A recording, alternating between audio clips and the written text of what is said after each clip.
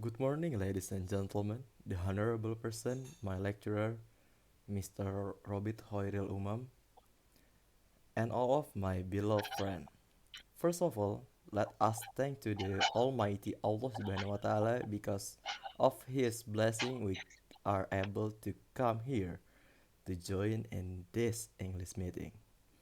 Secondly, salawat and salam also delivered to our Prophet Muhammad Sallallahu Alaihi Wasallam, who has guided us from the darkness into the brightness. Ladies and gentlemen, the presentation today is about pragmatics. Now, I will read one by one the agenda today. That are the first session is opening, the second session is introduction, the third session is presentation time, the fourth session is closing. Well, ladies and gentlemen, before we show our presentation, let me introduce our team. I'm Muhammad Riyad Rizki as a moderator. Second, Nandini as the first presenter. Second, Arya as the second presenter. Ladies and gentlemen, and now let's open our meeting by saying Basmalah. Thank you. The next agenda is presentation session. For the first turn, will be given by the first presenter. Please welcome Nandini. Thank you, Riyad. First is what is the pragmatic? Pragmatics is the study of invisible meaning, or how we recognize what is meant when it isn't said or written. Pragmatics deals with utterances, by which we will mean specific event, the intentional acts of speakers at times and places. Typically involving language, pragmatics is the study of how context contributes to meaning. Pragmatics encompasses phenomena including implicature, speech act, relevance, and conversation. Driving by a parking garage, you may see a large ski sign like the one in the picture. You read the sign knowing what each of the words means and what the sign as a whole means. However, you don't normally think that sign is advertising a place where you can park your hated attendant. Alternatively, the sign may indicate a place where parking will be carried out by attendants who have been heated. Context. Linguistic context, also known as context.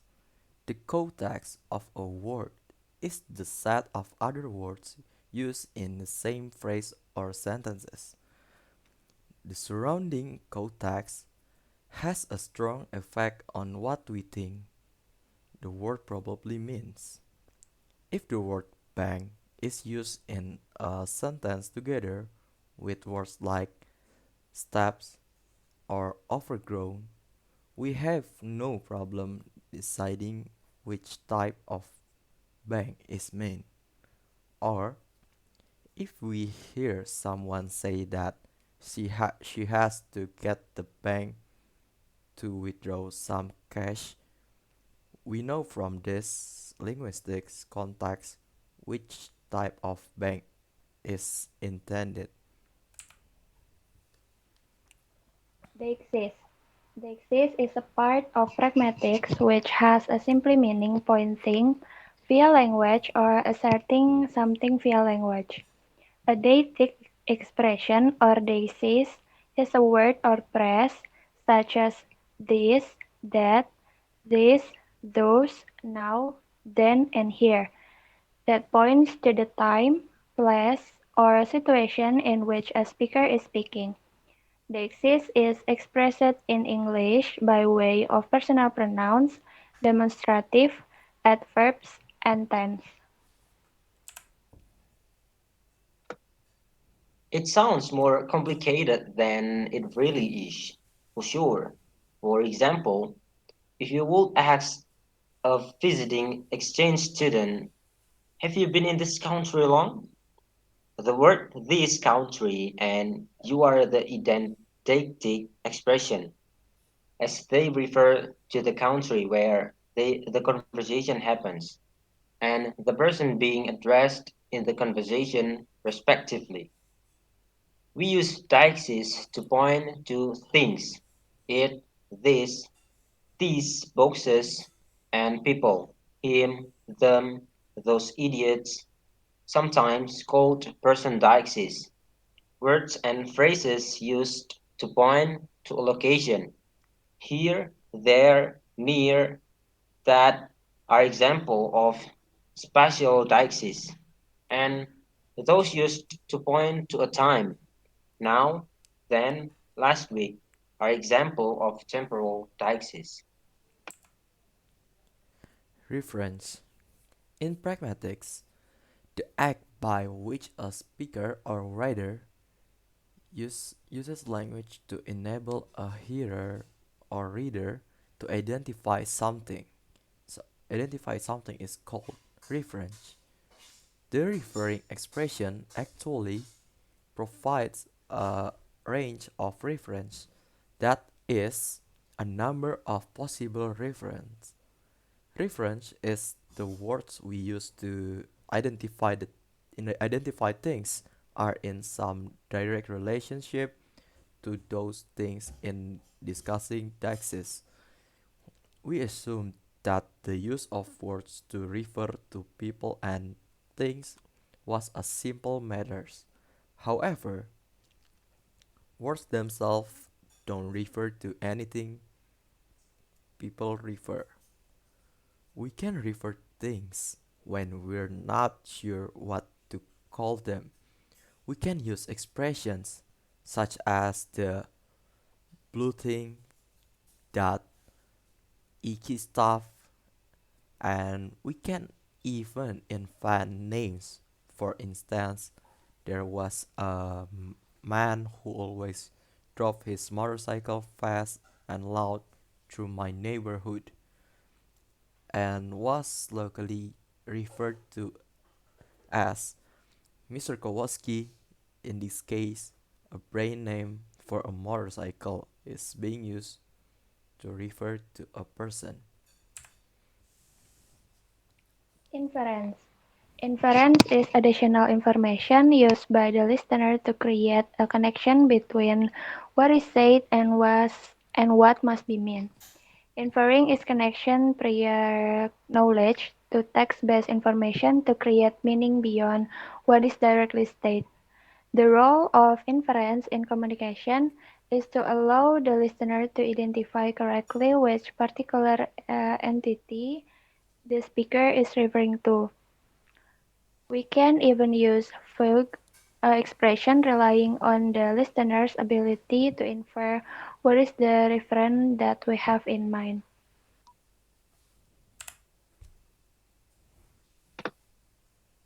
For example, in a restaurant, one waiter can ask another, where is the spinach salad sitting? And receive the reply, he is sitting by the door. If you are studying linguistics, you might ask someone, can I look at your Chomsky? And get the response, sure, it's on the shelf over there. These examples make it clear that we can use names associated with things, salad, to refer to people, and use names of people, Chomsky, to refer to things. Anaphor. In English, initial reference is often indefinite. The definite noun phrases and the pronouns are examples of subsequent subsequent reference to already an introduced reference, generally known as anaphoric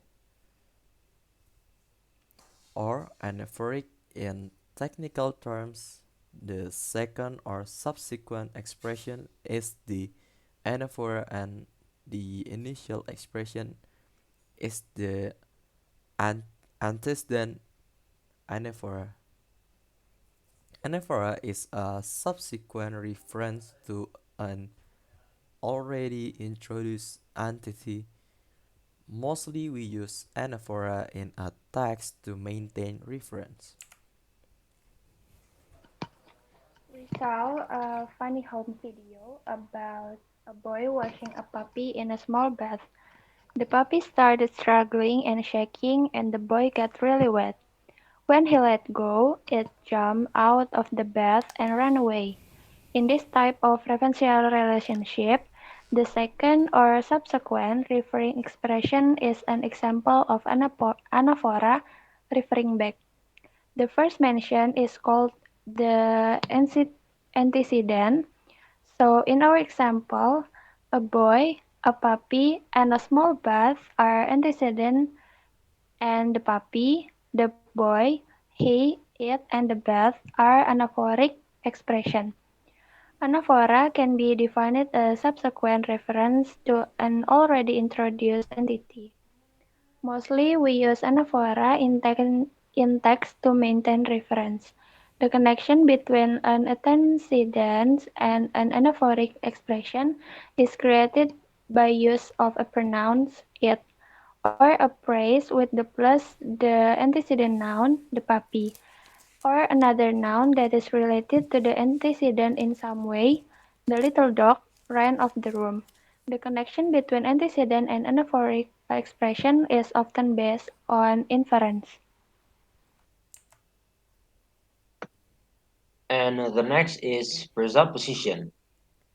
In a more general way, we design our linguistic messages on the basis of large-scale assumption about what our listeners already know. Some of this assumption may be mistaken, of course, but mostly they are appropriate. What a speaker or writer assumes is true or known by a listener or reader can be described as a presupposition. Presuppositions are implications that are often felt to be in the background, to be assumed by the speaker to be already known to the addresses. Presupposition is something the speaker assumes to be the case prior to making an utterance. If someone tells you your brother is waiting outside, there is an obvious presupposition that you have a brother.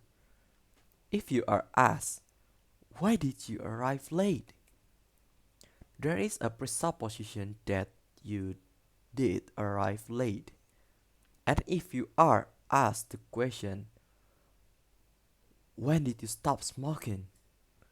There are at least two presuppositions involved. In asking this question, the speaker presupposes that you used to smoke and that you no longer do so. Presupposition is treated as a relation between two presuppositions. For example, Mary dog is cute. Mary has a dog. P make presupposition if Mary has a dog.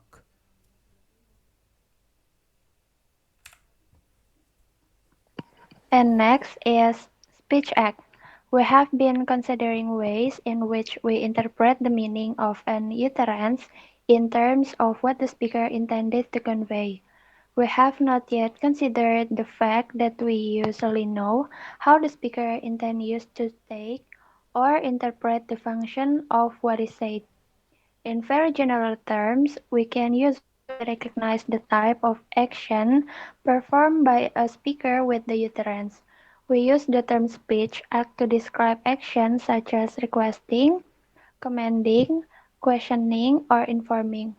We can define a speech act as the action performed by a speaker with an utterance. If you say, I'll be there at 6, You are just not you are just not speaking, you seem to be performing the speech act of promising.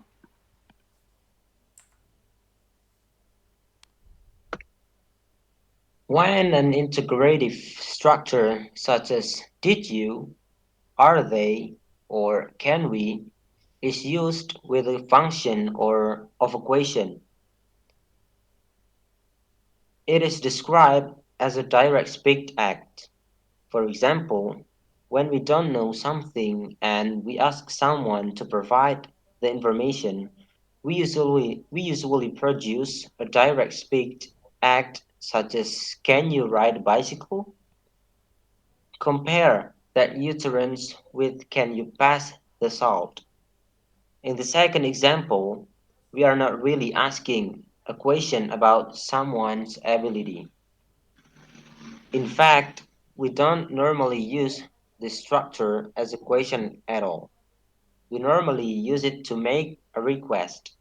That is, we are using a syntactic structure associated with the function of a question, but in this case, with the function of a request. This is an example of an indirect speech act. Whenever one of the structures in the set above is used to perform a function other than the one listed besides on it on the same line, the result is an indirect speech act. The utterance "you left the door open" has a declarative structure and, as a direct speech act, would be used to make a statement. However, if you say this to someone who has just come in and it's really cold outside, you will probably want that person to close the door. You are not using the imperative structure. You are using a declarative structure to make a request. It's another example of an indirect speech act. It is possible to have strange effect if one person fails to recognize another person's indirect speech act. Consider the following scene: a visitor to a city carrying his luggage, looking lost, stop a passer-by. Politeness. We can think of politeness in general terms as having to do with ideas like being tactful, modest, and nice to other people. In the study of linguistics, not politeness, the most relevant concept is face, your face. In pragmatics, is your public self image. This is the emotional and social sense of self that everyone has and expects everyone else to recognize. Politeness can be defined as showing awareness and consideration of another person's face. If you say something that represents as threat to another person's self-image, that is called a face-threatening act. For example, if you use a direct speech act to get someone to do something, such as give me that paper, you are behaving as if you have more social power than the other person. If you don't actually have that social power, such as you're not a military officer or prison warden, then you are performing a face threatening act. An indirect speech act in the form associated with a question, could you pass me the paper? Remove the assumption of social power. You're only asking if it's possible. This makes your request less threatening to the other person's face. Whenever you say something that lessens the possible threat, to another phase, it can be described as a phase saving act. Negative and positive phase. We have both a negative and a positive phase. Note that negative doesn't mean bad here. It's simply the opposite of positive. Negative phase is the need to be independent and free from imposition. Positive phase is the need to be connected, to belong, to be a, to be a member of the group. So, a face-saving act that emphasizes a person's negative phase will show concern about imposition. I'm sorry to bother you. I know you're busy, but a face-saving act that emphasizes a person's positive face will show solidarity and draw attention to a common goal. Let's do this together. You and I have the same problem, so ideas about the appropriate language to mark politeness differ substantially from one culture to the next. If you have grown up in a culture that has directness as a value way of showing solidarity and you use direct speech act, give me that chair. To people whose culture is more oriented to indirectness and avoiding direct imposition, then you will be considered impolite. You, in turn, may think of the others as fake and unsure of whether they really want something or are just asking about it. Are you using this chair? In either case, is the pragmatics that is misunderstood and unfortunately, more will be communicated than is said. Understanding how successful communication works is actually a process of interpreting not just what speakers say, but what they intend to mean. We'll explore other aspects of this process in the next chapter. So, ladies and gentlemen, finally we are come to the last agenda. We would like to say thanks again for the presenter and all of the audience for active participation. The, hopefully the presentation will give benefit for us. Thank you very much for your attention. See you later.